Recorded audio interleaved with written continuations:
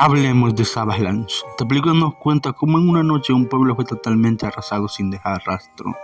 Y nos contarán cómo fue el proceso para llevar hasta un culpable y cómo unas fotos cambiaron el rumbo de todo.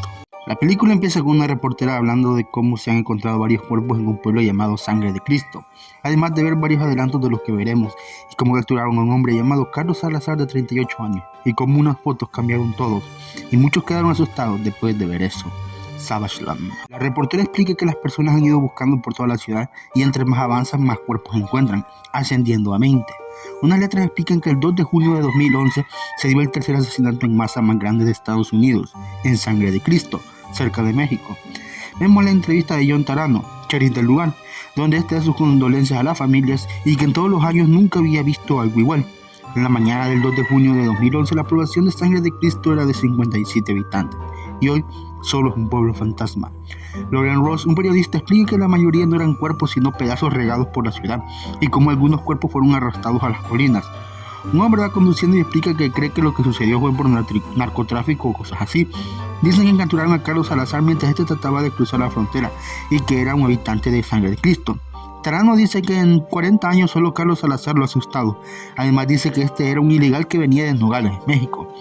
Explica además que estaban delirando y no dijo mucho. Explica cómo Carlos Salazar trató de escapar, pero se desmayó y fue recogido por un conductor que lo llevó a un hospital, donde el hospital llamó a la policía. Carlos Olivares, que es un cuidador de la frontera, elogia a Tarano. Tarano dice estar orgulloso por haber nacido en Hicksman y nos cuenta un poco de su carrera. El entrevistador le pregunta con qué perfil describiría a Salazar. Este dice que si hubiera una lista para describir un asesino, Salazar cumpliría todas. Tarano explica que Salazar hacía trabajos ocasionales en Sangre de Cristo. Se nos explica que el día de juicio no les permitió entrar ningún reportero. Vemos un video de Tarano donde explica que no capturaron a Salazar por ser mexicano, sino porque encontraron 15 tipos de sangre diferentes en su vestimenta. Vemos el show de Ghost Grill, no sé cómo pronuncia el nombre, donde básicamente repudia a los inmigrantes y mexicanos por ser violentos y respetar a la muerte. Ahora vemos a Greg, que fue el abogado de Salazar, donde dice que por ser inmigrante ya no se salvaba. Ross dice que para hablar de lugares no muy amigables, Arizona es uno de estos. Vemos cómo hacen varias protestas en contra de los inmigrantes. Aquí hablan más de los inmigrantes, por eso me saltaré una parte. Pasamos a Nogales, México, donde la hermana de Carlos Salazar, María Salazar, dice que su hermano no es un monstruo. Olivares dice que Greg estaba apenas en su tercer caso y no había estado en uno tan difícil. Greg dice que hizo lo que pudiera para salvar a Salazar. Lidia Pérez, madre de una de las víctimas, dice que cuando entró al juzgado solo quería ver un monstruo y lo vio. Ross dice que Salazar no dijo nada en el juicio, además que las personas tenían mordeduras. Vemos un plano donde encontraron todos los restos. Ross dice que no se dieron cuenta que las mordeduras no coincidían con la dentadura de Salazar y que él tenía mordeduras de las víctimas. Ross dice que para resolver el misterio se unió a Olivares. Este dice que en 30 años trabajando en la frontera ha visto cosas que no sabe ni cómo describir. Este dice que una sola persona no puede hacer algo como lo que sucedió en Sangre de Cristo. Se explica que Salazar fue condenado a inyección letal. Judy Foreman dice que el juicio terminó en menos de media hora. Ross dice que descubrió que el primer día que capturaron a Salazar le hicieron una entrevista que buscó hasta que la encontró. En la entrevista, este dice que eran personas que conocía pero no estaban vivos, y según Ross, prohibieron esta entrevista en el juicio. Le preguntan a Greg si usó la entrevista para salvarlo, y este dice que no, ya que sería un juicio de locura. Olivares dice que a pesar de lo que este decía parecía estar loco, era más creíble que la versión oficial. Conocemos a René Davis, psiquiatra que entrevistó a Carlos Salazar. Dice que le pidió que lo dejaran a sola con él y dice que le costó empezar la entrevista, y escuchamos cómo Carlos Salazar empieza a cantar. Escuchamos cómo Carlos dice que lo bueno de estar ahí es que ya no le pueden hacer nada. René le pregunta de qué se refiere y este solo dice que no lo pueden atrapar. Olivares dice que se sorprendió con que casi Carlos Salazar estuviera agradeciendo de estar en la cárcel. René dice que lo entrevistó y no vio nada fuera de lo normal en él. René dice que empezó Carlos a contar lo que había sucedido esa noche. Lo primero que Salazar menciona es que agarró su cámara y tomó la foto. Rob explica que en medio de las pertenencias encontraron sus cámaras. Olivares dice que Salazar era fotógrafo, solo que le gustaba tomarle fotos a animales atropellados y muertos.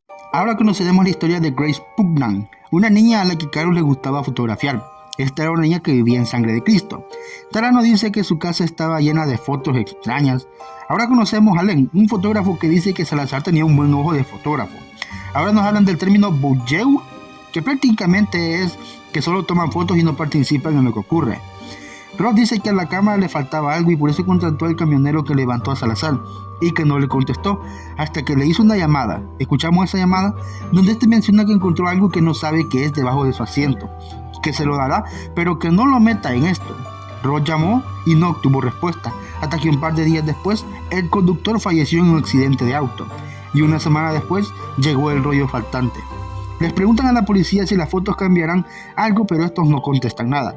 Ross menciona que todo lo que vio y por lo que llamaban loco a Salazar, esas fotos le dieron la razón. Aquí vemos las fotos que demuestran que algo se movió en esa ciudad esa noche. Olivares dice que eran 36 fotos que documentaron lo que pasó esa noche. Greg menciona que no iba a usar esas fotos como evidencia. María menciona que esas fotos eran horribles. Tarano dice que esas fotos fácilmente las editaba a cualquiera que sepa usar mediamente el Photoshop. Len menciona que ha filmado en tantas guerras y que después de ver cada foto cuidadosamente dice que son reales. Además dice que se sorprende por qué no lo revisaron a fondo para usarlas en el juicio. Grr, no sé cómo dice el nombre, menciona que son una broma y nada más. Los del bar mencionan que todos se enteraron de las fotos pero nadie creía que fueran reales. Se explica que la matanza empieza antes de las primeras fotos. Entonces René le pidió a Salazar que empezara desde el principio y este empezó a hablar. Una letra dice que según lo que contó Carlos Salazar, la primera víctima fue Dani Montes de 17 años. Salazar cuenta que estaba preparándose para salir a fotografiar. Dani apareció en su puerta sangrando. Dice que lo metió, lo acostó en el sofá, pero murió. Olivares dice que los forenses confirmaron lo que decía Salazar. Jennifer Montes, prima de Dani, dice que pensaba que él y Salazar eran buenos amigos. Olivares dice que Dani trabajaba cerca de la casa de Salazar y menciona que aquí donde todo cambió todo. Salazar menciona que Dani se levantó, lo atacó pero logró detenerlo. Le preguntan cómo y vemos que ocupó un pico con el que atacó a Dani. Olivares menciona que todo lo que decía Carlos Salazar era real. Lo único era saber si Dani murió antes de que lo atacara Salazar. Salazar menciona que después buscó ayuda y es algo que Olivares no entiende. Si en serio Salazar mató a Dani, ¿por qué va en busca de ayuda? Cuando salió de la casa, vemos la primera de las 36 fotos. En esta foto, se ve cómo de las colinas vienen bajando los que parecerían ser personas directo hacia Salazar. Salazar al ver esto corrió hacia los campos. Uno de los de la cantina dice que no sabían cómo pronunciar el nombre de Sangre de Cristo, ya que está en español el nombre y como no le gusta hablar en español, y le pusieron otros nombres hasta que le llamaron solo Savageland. ¡Ah! ¡Ah! ¡Lo dijo! ¡Lo dijo! Olivares menciona que encontraron 11 cuerpos en los campos. La primera teoría fueron los cárteles, ya que Sangre de Cristo era un lugar para pasar drogas. Pero lo que no cuadraba es que cuando los carteles atacaban era para demostrar algo, pero aquello era algo al azar. Salazar menciona que siguió corriendo y se encontró con Ren Templeton. Vemos la segunda fotografía. Este es un cazador que cazaba en Sangre de Cristo. Conocemos a Eileen, que es la esposa de Ron, que menciona que su esposa era alguien que todo el mundo quería. Le preguntan a Salazar si conocía a Templeton y dice que no, y que solo se acercó a él porque tenía un arma. Tarano menciona que Templeton era un buen hombre, pero se equivocó en confiar en Salazar. Salazar menciona que trató que fueran a buscar ayuda, pero este les disparó. Vemos la tercera foto, aunque según Salazar no pasó nada. Alguien menciona que lo único que no entiende es que si su esposo derribaba animales de un solo tiro, ¿cómo Salazar lo podía derribar a él? Y es que vemos en la cuarta foto cómo Templeton es derribado. Tarano menciona que nunca encontraron el cuerpo de Templeton. Tarano menciona que muchas veces ha deseado que Templeton acabara con Salazar cuando tuvo la opción. Ahora Salazar llega a la ciudad. Según Olivares son más o menos las 8 de la noche y vemos las fotografías tomadas antes de entrar al pueblo. Le preguntan qué vio cuando llegó al pueblo y este dice que menciona que vio un infierno y vemos otra foto. Salazar dice que la gente corría y se hacía daño entre sí. Vemos las fotografías 7, 8, 9, 10 y 11. Ahora estamos a las 8:15 de la noche. Salazar avanza por el pueblo. Len dice que cuando estás detrás de la cámara te sientes indestructible y por esta razón cree que Salazar tomaba fotos. Vemos otra foto tomada en el pueblo. Patrick Ventura, nieto de una de las víctimas, dice que su abuelo no hubiera caído sin pelear. Olivares se burla, ya que según los oficiales, un hombre, acompañado de un machete, acabó con un pueblo entero simplemente corriendo para no ser pillado. Tarano dice que Salazar, al conocer cada centímetro del pueblo, era fácil para él avanzar por el pueblo sin ser detectado. Vemos la fotografía 13. Len menciona que se sorprende lo bien que sacó las fotos, aunque obvio no todas salieron bien. Vemos la foto 16. Ahora Salazar llega a la única tienda buscando un teléfono, pero lo que encuentra nos lo muestra la siguiente foto. Vemos la siguiente foto. Olivares menciona que Salazar fue acusado de asesinatos que ocurrieron en la Torre de Agua, cuando este nunca estuvo ahí. Según lo que descubrieron, un grupo de personas corrió a lo alto de la torre, saltaron, acabando su vida en el proceso. Lo que sorprende es que 8 personas deciden autoeliminarse en vez de enfrentarse a un solo tipo. David Castillo, que es padre de José Castillo, una de las personas que saltó, menciona que no entiende cómo su hijo pudo hacer algo así. Johnny Castro, que es prima de otra de las personas que se lanzó, tampoco entiende cómo se atrevió a eso. Olivares dice que Salazar no iba buscando la torre sino otro lugar, la iglesia. Y es que la familia Pugnan tenía una misión. La familia era tan amiga con Salazar que le dieron la llave de la iglesia y de la casa de estos. Las puertas de la iglesia fueron arrancadas, lo que no tiene sentido si de verdad Salazar tenía una llave para entrar a la iglesia. Salazar menciona que solo quería ayudar a sus amigos, pero llegó tarde. El pastor Terry Moyes menciona que los Pugnan fueron mandados a llevar la palabra a ese lugar. Ahora viene el momento más, no sé cómo llamarlo, de la película. Una letra explica que a las 8:19 de la noche Dwayne Pugnan hizo una llamada y le mandó un mensaje de voz al pastor Moyes. Primero menciona que Grace se ha ido y no sabe dónde está. Menciona que solo Dios puede juzgarlo y solo Él sabe lo que está viendo. Solo Él conoce la abominación que estoy viendo. Dice que es Abraham, que Él hace todo, que no tiene elección y que entregará su familia a las manos de Dios. Dice que su hijo se salvará, que no es un asesino y está limpio. Salazar dice que cuando llegó era demasiado tarde. Se llegó a la conclusión que Dwayne mató a su hijo y a su esposa antes de autoeliminarse. Le preguntan a Salazar si todos estaban vivos cuando llegó. Dice que solo había una persona vivo. Vemos la foto 23, donde vemos cómo Dwayne es capturado por algo. Tarano menciona que no encontraron los cuerpos de la familia. El pastor Moyes menciona que lo que hizo Dwayne fue abominable. Unas letras mencionan que los pocos que se recuperó de los cuerpos fueron enterrados juntos, menos Dwayne. Ahora la pregunta es, ¿dónde está Grace? Olivares menciona que si no estaba en la iglesia solo podía estar en un lugar, la escuela. Olivares dice que le faltaba a Salazar por correr y debía correr por donde se dio la mayor matanza. Vemos la foto 25. Tarano dice que si esto es cierto, ¿por qué no ayudó a nadie? Dicen que ya que Salazar era un conserje, tenía llaves de toda la ciudad y podía moverse por el pueblo sin ser detectado. Muestran la foto 13 y 24, donde no se ve nada. Otra foto donde hay una horda de esas cosas, otra foto donde atacan a una persona tirada en el suelo despedazada, una foto medio inentendible hasta que llegamos por fin a la escuela donde todo acabó. Los niños esperaban a sus padres pero nunca llegaron. Ahora donde los cantinas mencionan que lo de los niños es lo que más les enoja de esta matanza. Salazar dice que llegó a la escuela y lo que había allí no tenía nombre. Olivares dice que había 9 niños y una profesora llamada Lisa Reyes que murieron en la escuela. Tarano dice que algunos niños se escondieron detrás de la cortina para ocultarse, aunque obvio no pudieron esconderse. Ricardo Barragán, prometido de Lisa, dice que no podía creerlo y que pues no la pudieron ya que pues no terminó entera. La madre de Linda Pérez menciona que su hija estaba con su padre mientras ella trabajaba. Menciona la ropa que traía su hija y vemos sus tenis ensangrentados. Mónica Ramos, hermana de Natalia Ramos, dice que lamenta no haber ido a visitar más a su hermana y no haber hecho cosas con ellas.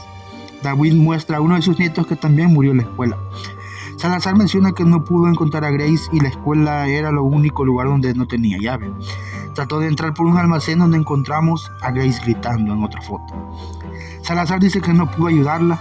Le menciona que aquí es la primera vez que Salazar utilizó el flash.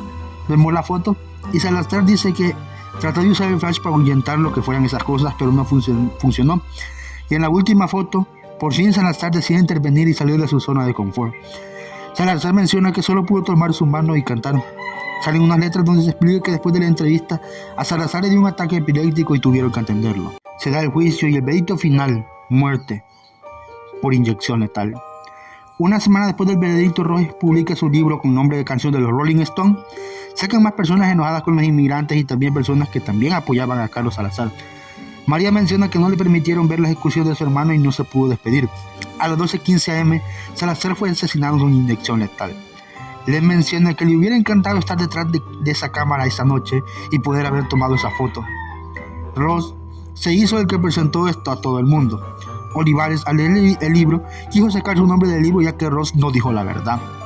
Cuando pensamos que todo terminaba, Olivares menciona que esas cosas se dirigían al norte. Len dice que después de ver esas fotos, duerme con un arma bajo la cama. Se dice que alguien profanó el cuerpo de Salazar y no se encontró. Olivares dice que 7 semanas después de la ejecución de Salazar, 2 campistas fueron encontrados despedazados, 5 muertos en Singrates, múltiples ataques en Ajo, Caliente, Wilcox y en una ciudad de Utah 17 muertos. Salen unas letras donde encontraron la cámara y unos campistas.